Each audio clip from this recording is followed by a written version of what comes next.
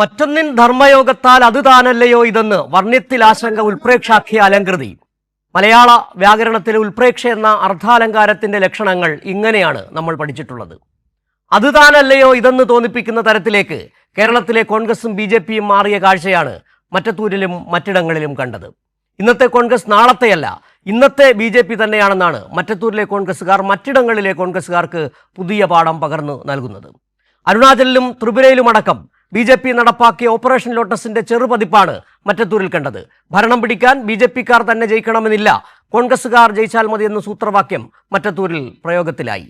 BJPയും SDPഐയും അടക്കമുള്ള എല്ലാ വർഗീയ കക്ഷികളുമായും സഖ്യത്തിലേർപ്പെട്ട് ഏതുവിധേനയും ഭരണത്തിലെത്തിയാൽ മതി എന്നത് പഴങ്കഥയാണ്. ഇപ്പോൾ കോൺഗ്രസ് പാർട്ടി ഒന്നാകെ BJP ആയി മാറുന്ന മ്ലേച്ഛതയുടെ രാഷ്ട്രീയമാണ് ശരിയെന്ന് അവർ പറയുന്നു.